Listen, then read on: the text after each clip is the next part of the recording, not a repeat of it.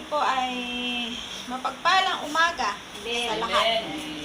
At ngayon po ay muli na naman po tayong nagkasama-sama upang purihin ng Diyos, pasalamatan at patuloy na pag-aralan ng kanyang mga salita. Pero bago ko po kayo dalhin sa mga salita ng Diyos, hayaan po muna ninyo na tayo ay sumandaling yumuko at tayo ay mananalangin. Aming Amang Banal, patuloy kaming nagpupuri at nagpapasalamat sa iyong kadakilaan, katapatan sa buhay ng bawat isa. Salamat po, O Diyos, sa patuloy na pagpapatawad na inilalaan mo sa buhay na naming lahat, aming Ama.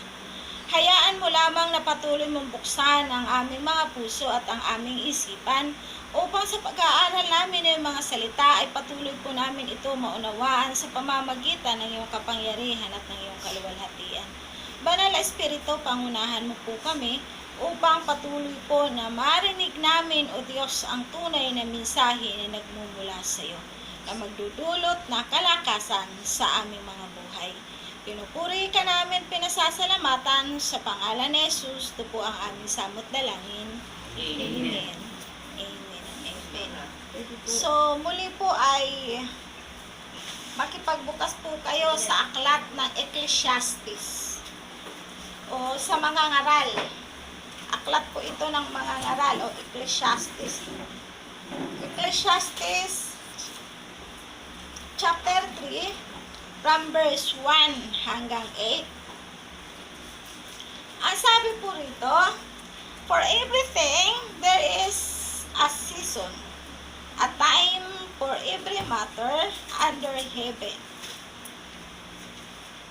a time to be born and a time to die, a time to plant and a time to pluck up what is planted, a time to kill and a time to heal, a time to break down and a time to build up, a time to weep and a time to laugh, a time to mourn and a time to dance, a time to cast away stones and a time to gather stones together, a time to embrace, a time to refrain from embracing, a time to seek and a time to lose, a time to keep and a time to cast away, a time to tear and a time to sow, a time to keep silence and a time to speak, a time to love and a time to hate, a time for war and a time for peace.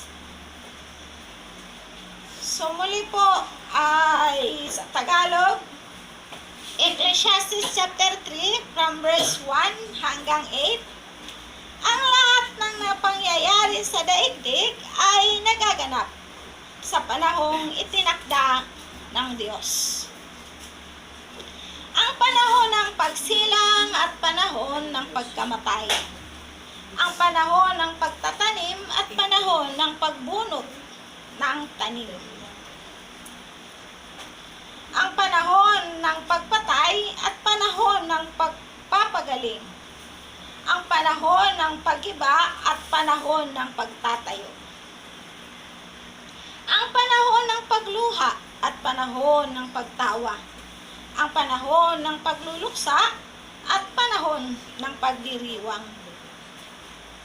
Ang panahon ng bato at panahon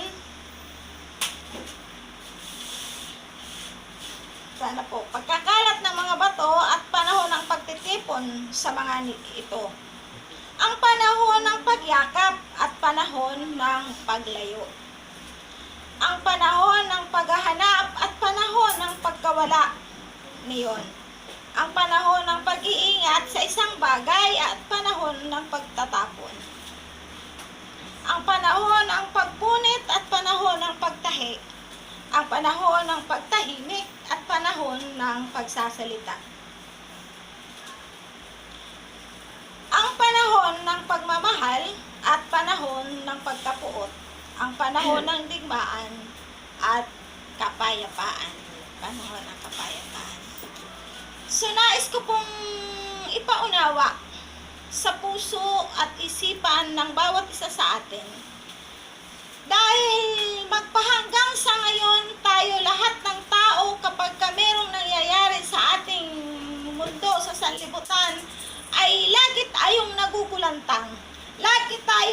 namupulat sa lahat ng mga nangyayari sa ating paligid o sa mundo na ating ginagalawan.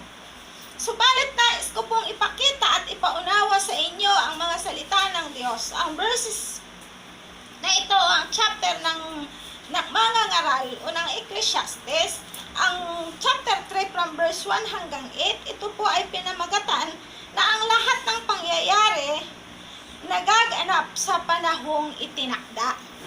So, yun po yung pagkakatakda, paggagawa ng Diyos, paglikha ng Diyos. Sapagkat ang pag-aaralan po natin ay ang lahat ng pangyayari nagaganap sa panahong itinakda. Yun po yun. Ang lahat ng pangyayari ay nagaganap sa panahong itinakda. Uulitin ko po, iisa-isahin ko po sa inyo. Ang lahat ng pangyayari sa daigdig ay nagaganap sa panahong itinakda ng Diyos. So tandaan po natin na lahat ng bagay na nangyayari sa mundo, sa daigdig, ay itinatakda po ito ng Diyos. Hindi po pwedeng basta nangyari lang ng ganon. Sapagkat ang Diyos ang lumikha ng mundo, ang Diyos ang lumikha ng sanlibutan, kaya pinorma to ng maayos ng Diyos. Nasa programa ng Diyos po ito. Hawak ng kamay ng Diyos ang lahat ng bagay na nangyayari sa sanlibutan. At kamay din po niya ang siyang may kapahintulutan ng lahat ng ito. Kaya nga sinasabi sa aklat po ng mga ngaral na mayroong panapanahon ang paglikha ng Diyos. Ano po yung unang panahon? Ang sabi niya sa verse 2. Ang panahon ng pagsilang at panahon ng pagkamatay. Ang panahon ng pagtatanim at panahon ng pagbubunot nito. Tandaan po natin na ang buhay natin sa sanlibutan ito, nagkaroon tayo ng panahon upang tayo ay isilang sa mundong ito. Mamulat tayo sa mundong ibabaw na masilayan natin ang kabutihan at kagandahang likha ng Diyos para sa ating mga buhay. Kaya sana'y habang tayo ay nabubuhay, ang kagandahan na nilikha ng Diyos na nakikita natin ay panatilihin po natin ito sa ating mga buhay. Habang meron pa po tayong pagkakataon sapagkat binibigyan tayo ng Diyos ng panahon nung simula nung tayo pagkasilang hanggang sa ngayon na naririto tayo sa sanlibutan, ay itinakda po ng Diyos ang bawat panahon ng ating mga buhay. So yun po. Kaya nga anong sabi? Ang panahon ng pagsilang at panahon ng pagkamatay. Pagdating po kasi sa kamatayan, ang lahat ng tao ay nagugulantang. Lalo pa po kung meron po tayong mga kapitbahay, meron po tayong mga kaibigan. Dumarating po doon sa punto na, ay teka, kausap ko lang siya kahapon bakit ngayon wala na? Ano nga kinamatay? Ano ang dahilan? Yung ang dami po nating katanungan sa buhay. So nung makita po natin ang banal na kasulatan, kay bata ka man, kay matanda ka man, itinatakda ng Diyos ang iyong kamatayan. Ang pinakamahalaga po sa lahat ay habang tayo ay may lakas, habang tayo ay namumuhay sa sanlibutan, ay bigyan natin ng pagpapahalaga yung kagandahan ng Diyos na ipinagkaloob sa ating mga buhay. Amen. Dumating man ang panahon, itakda man ng Diyos ang panahon ng ating kamatayan, at least may nagawa tayong mabuti, at least nakapaglingkod tayo sa Diyos ng bukal sa ating kalooban. Mawala man ang ating lakas, kunin man ang ating hininga, ang pinakamahalaga sa lahat, na paglingkuran natin ang Diyos at napapurihan natin ang Diyos, naparangalan natin ang Diyos na malilikha ng ating buhay base sa itinakda niyang pagsilang at pagkamatay sa buhay ng isang tao. Yun po siya, yun po yung sinasabi. At ano pong sabi? Yung pagtatanim. Kaya may mga panahon, di ho ba? May panahon ang pagtatanim at pagbunot nito. Dumarating yung time na kapag ka ikaw ay nagtanim, literally, nagtanim ka ng kahit na anong bagay, dumarating din yung panahon na ito ay bubunutin mo, ito ay kukuhanin mo upang ito ay iyong mapakinabangan. Kaya nga, tayo ang mamamahala sa mundong ito. Tayo ang namamahala sa sanlibutang ito. May panahon ng pagbunot ng tanim at may panahon ng pagtatanim pagtatanim at may panahon ng pagbunot nito. Tandaan po natin ang isang uri ng pagtatanim habang tayo ay naririto sa lupa. Magtanim ka ng kabutihan sa iyong kapwa. Huwag kasamaan ng kalooban. Mamatay ka man, at least, di po ba? Aalalahanin ng mga taong nagawan mo ng kabutihan. Malulungkot sila at iiyak sila base sa sinasabi ng banal na kasulatan. Yan po yun. May mga panahon, magtanim ka ng tama, magtanim ka ng mabuti, magtanim ka ng wasto, at yung pagtatanim mo na yun sa tamang panahon, aanihin mo yun. Nakukuha niyo po. At verse 3, ano pong sabi? Ang panahon ng pagpapatay at panahon ng pagpapagaling, ang panahon ng pagkiba at panahon ng pagtatayo. So, ibig sabihin, yung pagpatay po pala ay nakatakda rin. So kapag po ikaw ay dumating sa punto na merong mga taong pinapatay ng kapwa niya tao, itinatakda pala ng Diyos sa kanyang buhay yun, sa buhay ng isang tao. Kaya tayo nagtataka, binaril siya, pinatay siya, yung mga tipong ganun. So ang Diyos ang nagtatakda. Sapagkat kung ang tao itinakda ng Diyos na hindi ka mamatay sa ganong uri ng sitwasyon, hindi ka mamamatay. Hindi yun ang nakatakda para sa iyo eh. Nakuha niyo po? Kaya kung tutusin, imagine natin yung verses na yan na sinasabi ng banal na kasulatan, hindi ho ba mas nakakakaba yun? Kasi hindi natin alam eh. Subalit bilang tayo ay mga Kristyano, bilang tayo ay mga anak ng Diyos, bilang tayo ay mananampalataya, magpasalamat po tayo sa Diyos dahil ang lihim ng kalangitan ay pinauunawa sa buhay ng bawat isa sa atin. Kaya napakabuti po ng Diyos. So ano po, nakikita nyo naman po pagka ang bahay ninyo pasimula, magtatayo po kayo o kahit anong bagay tinatayo ninyo, pag dumating na po sa sira na at wasak na, may sira na, sisirain ninyo at muli nyo naman aayusin. Itinatakda po ng lahat yun. Kaya nga tayo nagagawa natin, di ba?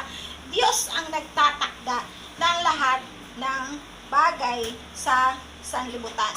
Ang panahon ng pagluha at panahon ng pagtawa, ang panahon ng pagluluksa at panahon ng pagdiriwang.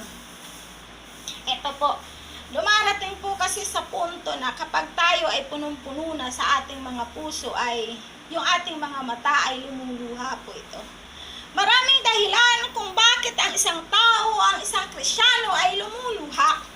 Lalo pa kung tayo ay dumaranas ng isang sakit na ating nararamdaman, sakit sa puso, dahil sa mga pangyayari sa ating paligid, dahil sa mga pagsubok, tayo ay dumarating sa punto na tayo po ay lumuluha. Pagka tayo ay nawala ng kapamilya, pagka tayo ay nawala ng malapit na kaibigan, dumarating po sa punto na ang mata natin ay lumuluha, tanda ng ating mga kalungkutan. Kaya nga itinakda ng Diyos ang panahon yon ng iyong pagluha at itinakda rin naman ng Diyos yung panahon ng ating pagtawa.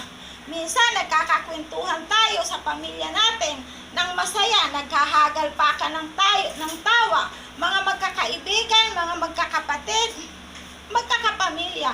Sa loob ng tahanan, tatatlo lang kayo, akala mo isang buong barangay pag nagtatawanan. Itinatakda po ng Diyos ang lahat ng yan. Kaya hindi ho natin pwedeng pigilan. O bakit ka tumatawa? Ibang klaseng tawa. Baka naman taong pang-iinsulto, yan huwag natin gawin.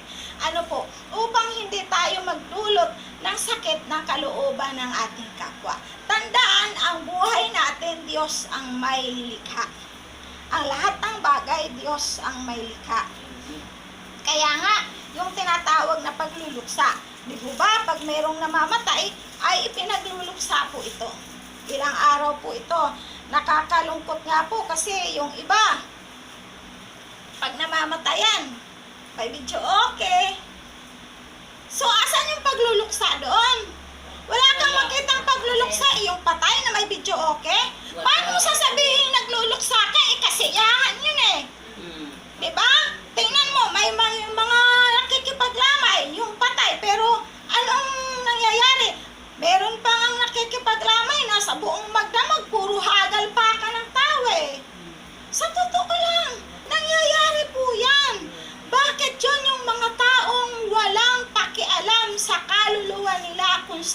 matutungo. Ang pinakikialaman lamang nila kung ano yung nararamdaman nila sa ngayon. Subalit, hindi nila pinakikialaman kung ano ang mangyayari sa kanila sa kinabukasan kapag itinakda ng Diyos na sila ay pumaroon na sa himlayan. Kaya nga may panahon ng pagluluksa eh.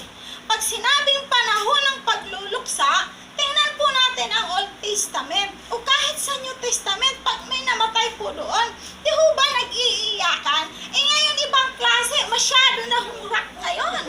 Wala nang pagluluksa. Wala nang itinakda ang Diyos ng pagluluksa sa buhay ng mga yon. Di ho ba?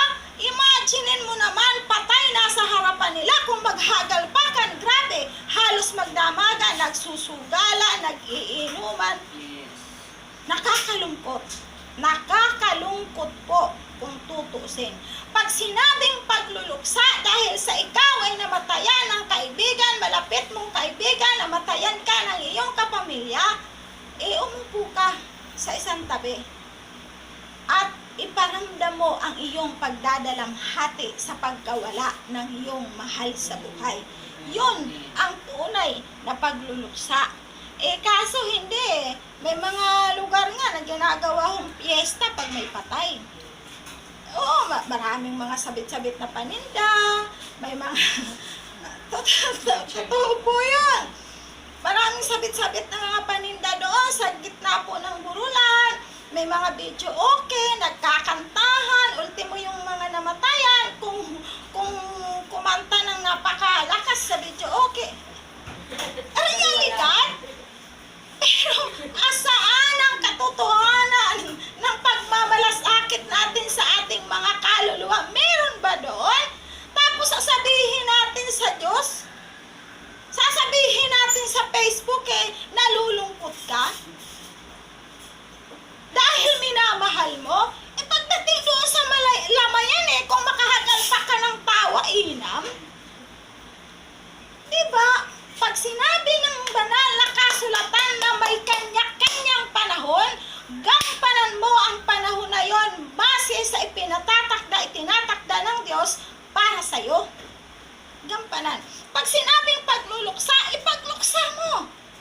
Pag sinabing tumawa ka, ibig sabihin may kasiyahan kayo, meron kayong party, doon ka tumawa, doon mo gamitin yung boses na napakalaki sa video na po pwede kang pumalaw at pwede kang kumanta. Bakit? Panahon ng pagtawa yan, panahon ng kasiyahan yan, doon mo gawin yan. Pero pag sinabing panahon ng pagluluksa, ay teka naman, irespeto mo rin yung sinasabi ng banal na kasulatan. Pero hindi lang ho gagawa ang mga ganong uri ng tao kung hindi niya alam ang sinasabi ng banal na kasulatan. Kaya di ho ba, ang dami na hong nangyayari sa sanlibutan ito. So, ano na po, nasaan na po tayo? Ito na po tayo sa panahon ng pagkakakalat ng bato. Panahon ng pagkakalat ng bato, verse 5. Ang panahon ng pagkakalat ng bato at panahon ng pagtitipon ng mga ito, ang panahon ng pagyakap at panahon ng paglayo. Bakit dumarating doon sa punto ng pagyakap? Kasi kung minsan malayo kayo sa isa't isa, nagkita kayo, yung nagyakapan kayo, tanda ng pananabik ninyo sa isa't isa. Pag sinabi na naman pagyakap, yung tipong ang kapatid mo ay merong dinadala sa kanyang kalooban na nararamdaman niya, depressed siya. Ibig sabihin, kinukomport mo siya, isa yun sa bahagi ng pagyakap. May kanya-kanyang mga panahon itinakda ang Diyos para doon. So pag sinabi namang pag-iipon ng mga bato, ay ito yung panahon naman na kung saan ay sama-sama tayo para itayo po natin ang tunay nating pananampalataya sa Diyos. Isang saligang bato, ang bato pong ito ay ang ating Panginoong Hesukristo. Ano po? At panahon ng paglayo. Ayan. Bakit may mga kapamilya, kagaya kay sister, o di ba, yung kanyang asawa, nasa ibang bansa, panahon po yun ng paglayo. Anong dahilan? Bakit siya lumayo? Upang mabigyan ng magandang kinabukasan ang kanyang pamilya. upang mabigyan ng magandang kinabukasan ang kanyang sambahayan.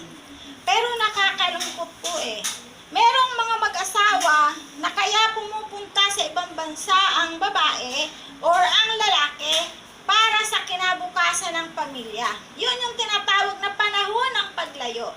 Subalit, ano ang nangyayari? Tuluyan po siyang lumayo. Lumayo siya sa kanyang sariling pamilya. Lumayo siya sa itinakda ng Diyos sa banal na kasulatan at pumatol sa iba. Yun po yun yung realidad ng sanlibutan. Panahon ng paglayo. Meron namang panahon ng pagkalayo na ang pamilya ay magulo, hindi walang katiwasayan, walang katahimikan. So, dahil sa sakit ng kalooban, dahil sa punong-puno na ang kanyang puso ng hinanakit at galit. So, kaysa sa magkarambulan, kaysa sa kung ano pa ang nangyari, kaya ang ginagawa na lamang niya ay lumalayo sa kanyang sambahayan, sa kanyang pamilya. Yun yung time na nakakalungkot. Di ba? Kaya nga sa dulo sa una, di ba, panahon ng pagyakap. Sa kabila sana ng iyong paglayo, balikan mo ang iyong minamahal at muli mo siyang yakapin. Dahil yun ang itinakda. Iba na nga niyakap Wag sana. Dahil sa paglayo mo sa sarili mong pamilya ay pumunta ka sa iba upang yumakap ng iba at maghanap ng ibang kaya. Pag-uwi, wala nang yakap. Dati isa ka pa lang, ngayon pag-uwi mo, dalawa na kayo. So, di ho ba, nakakatuwa. Pero kung titingnan po natin talaga, realidad ng buhay. Na ito pala yung mga nangyayari sa atin sa sanlibutan. Ito pala yung nangyayari sa atin sa mundo. Na sana sa tamang panahon ng iyong paglayo ay itatakda rin po kasi ng Diyos ang muli mong pagbabalik. Di ba? Lumayo tayo sa pananampalataya. Pero ngayon, itinakda naman ng Diyos na muli tayong manumbalik sa kanyang kaharian. At yun yung panahon ng pagyakap naman ng Diyos sa buhay ng bawat isa sa atin. At ang tanda na kanyang pagyakap ay nadarama natin ang kanyang presensya. At ang sabi, verse 6, ang panahon ng paghahanap at panahon ng pagkawala niyon. Ang panahon ng pag-iingat sa isang bagay at panahon ng pagtatapon. So, ito po, panahon ng pagkawala, ano po? Panahon ng paghahanap. May mga bagay po kasi tayong hinahanap sa ating mga buhay. Literally, may mga bagay kapamilya na nawawala, lumalayo at hinahanap natin. Subalit dumarating ang panahon, ang sabing ganon, na muli itong ibinabalik. At meron namang panahon na iniingat-ingatan mo ang isang bagay, pero itinatakda ng Diyos na sa tamang panahon, pag nakikita mo yung bagay na yon na nagdadala sa iyo ng isang mapait na karanasan, itinatapon mo yon. Like for example na lamang, yung mga nangyayari sa mga krimen. Ano po? Merong mga time na nananahimik po sila. Iniingatan po nila yung nalaman nila. Subalit dumarating yung time na nangungusap sa kanila ang sinasabing konsensya at yun ay pinakakawalan na po nila. Di ba? Mapapansin ninyo, maririnig natin sa mga telebisyon, sa lahat ng mga na merong mga testigo na ayaw magtestigo dahil sa nagkakaroon ng takot. Pero merong mga krimen na nangyayari na wala namang testigo, di ba? Pero dumarating yung panahon, may lumulutang na mga testigo at nag-testimony sa lahat ng mga pangyayari na kanyang nasaksihan. Bakit nangyayari ang mga bagay na ito? Dahil yan ay itinakda ng Diyos. Panahon niya para mabulgar ang katotohanan. Dahil kahit gaano mga katagal ng panahon, meron dyan itinakda ang Diyos. Kaya bilang tayo mga Kristyano at mga anak ng Diyos, hayaan natin na ipagkatiwala natin sa Diyos ang ating kinabukasan. 7, verse 7. Ang panahon ng pagpupunit at panahon ng pagtahi. Ang panahon ng pagtahimik at panahon ng pagsasalita. Ito na po. May mga panahon na ikaw ay nananahimik. Minsan may magkakagulong pamilya. Sasabihin natin, ako matagal na akong nananahimik ha, hindi ako nagsasalita kasi mayroon ganito, gano'n. O, dumarating ngayon, sumabog na ngayon, nagsalita ka na. O, diba? May panahon ng pagtahimik at may panahon ng pagsasalita. Kaya nga itinakda ng Diyos ang lahat ng mga nangyayari sa ating mga buhay. Kaya mga magulang ko't kapatid, masarap po na ang buhay natin ay nakasalalay sa kamay ng Diyos. Itakda man ang lahat ng bagay, nakahanda po tayo. So, verse 8, ano pong sabi? Verse 8. Ang panahon ng pagmamahal at panahon ng pagkapuot. Ang panahon ng digmaan at kapayapaan. Ito po tayo, no? Di ho ba nagkaroon ng World War I? Digmaan, pero nagkaroon ng kapayapaan. World War II, digmaan, pero nagkaroon ng kapayapaan. Ngayon, World War III, ang sinasabi nilang World War III ngayon, yung epidemya na nangyayari. Subalit sa kabila ng epidemya na to, meron tayong katahimikan. Pero kakaiba ang katahimikan na nararamdaman ng karamihan. Bakit? Nagkakaroon sila ng takot na dinadala sa kanilang mga kalooban.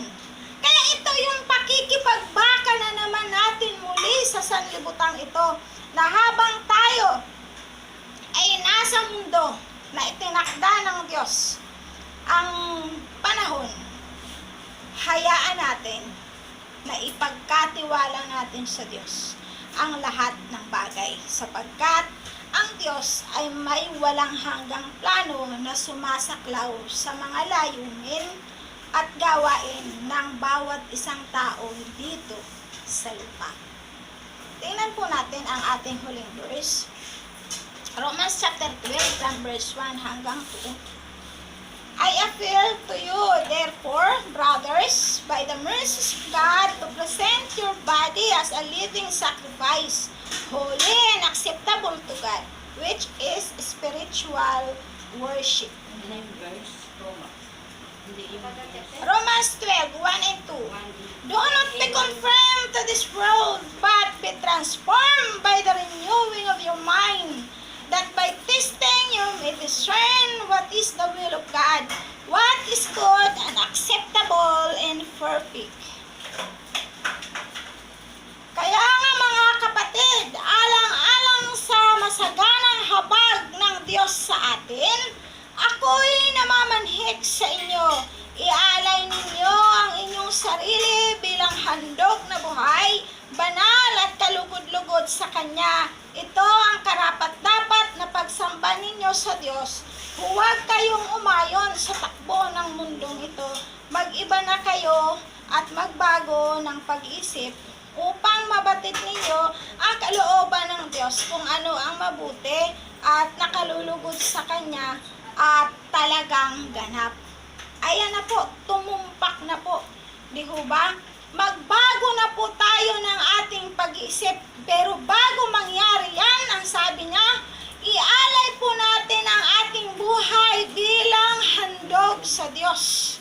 Yun po yun. Yun yung nais po ng Panginoon sa buhay ng bawat isa sa atin. Magbago na po tayo ng ating mga pag-iisip.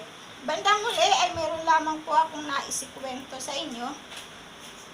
Isang kwento na related po dito. Isang kwento na kathang-isip, pero since na merong aral din po at merong katotohanan na nangyayari po sa atin base po dito sa ating pinag-aralan. Ang kwento pong ito ay kwento ng isang kalabaw, ng aso at ng unggoy. So, nang likain daw po ng Diyos ang kalabaw, ang sabi po sa kanya, ikaw ay mabubuhay sa loob ng 50 years. Ang sabi po, ang sagot po ng kalabaw, masyado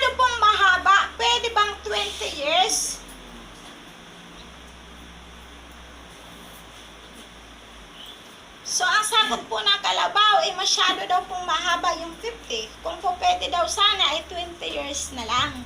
Kasi iniisip ng kalabaw na ang sabi kasi ng Diyos, siya yung maghahanap buhay. Dadalhin niya ang lahat ng bigat na papasanin niya sa likod sa kanyang balikat. So, kaya bilang isang kalabaw, mamumuhay ka ng 50 years. So, ang sabi po nitong kalabaw, masyado pong mahaba ang 50. Maaari po bang 20 years na lamang? So, ang sabi po ng Diyos, pinanigan po siya ng Diyos at ipinagkaloob ng Diyos ang kanya kahilingan. Sige, mabubuhay ka ng 20 years.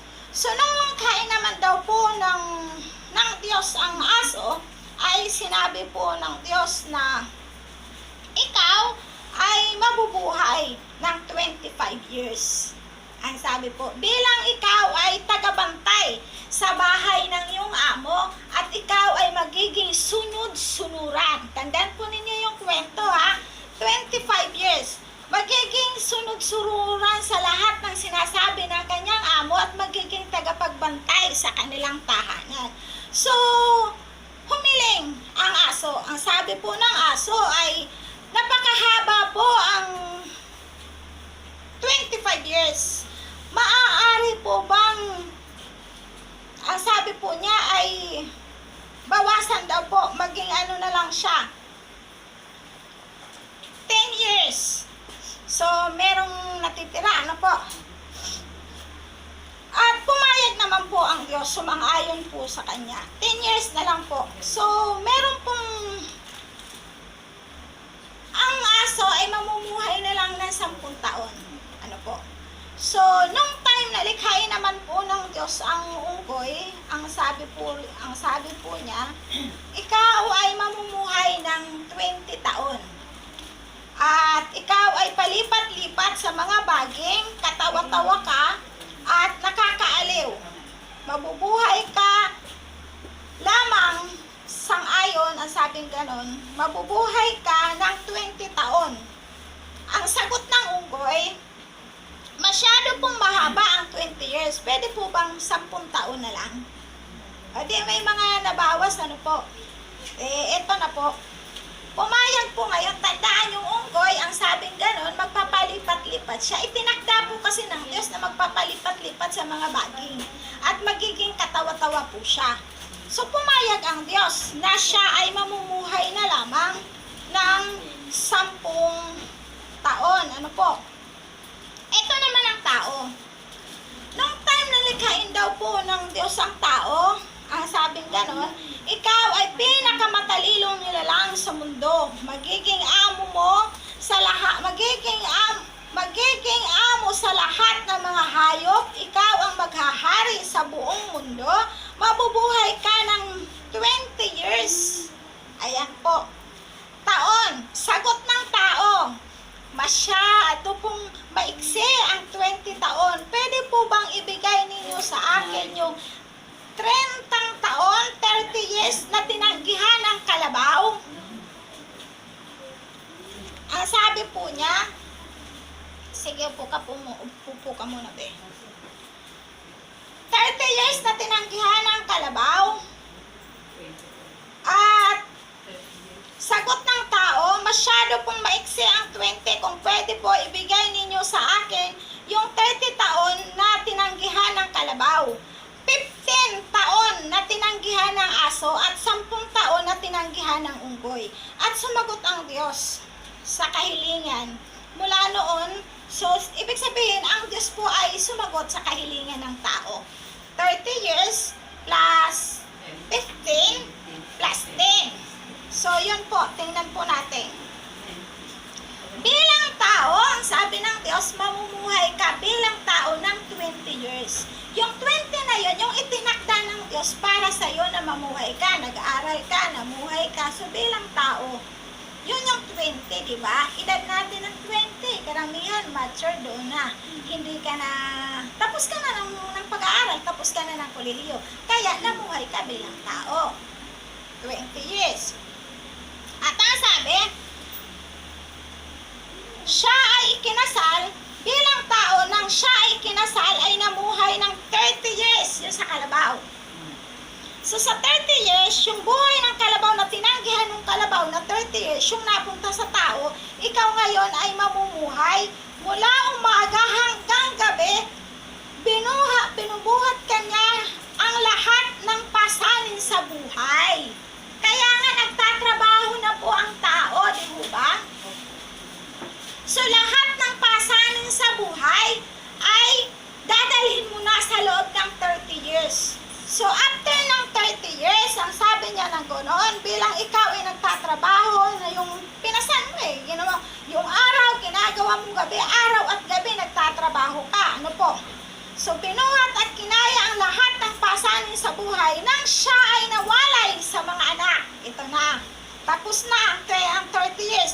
Nung siya ay nawalay sa mga anak, siya ay namuhay bilang aso. Ano na po yung naging buhay? Tagabantay ng bahay at tunod-sunuran sa mga gusto ng mga anak. Nakuha niyo? Nasa bahay ka na eh. Tingnan niyo po yung mensahe.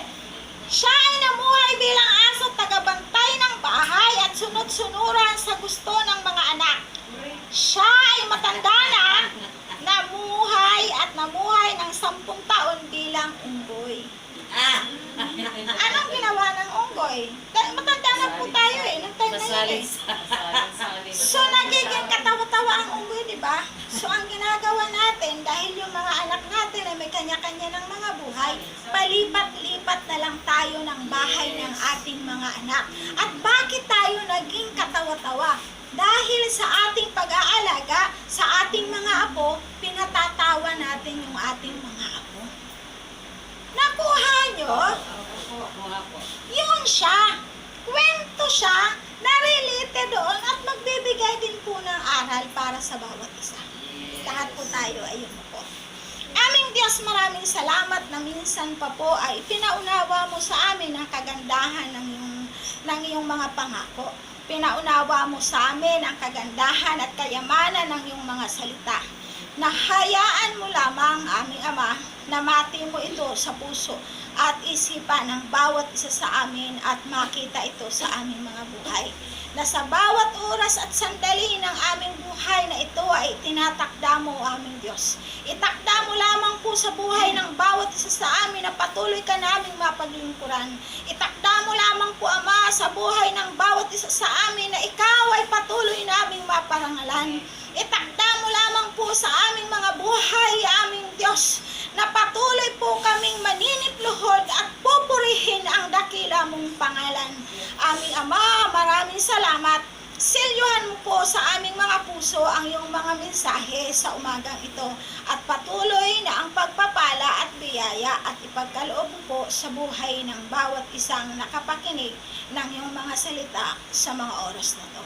Pinupuri ka namin, pinasasalamatan sa pangalan ni Jesus. Amen. Amen. Pagpalain po ang bawat isa.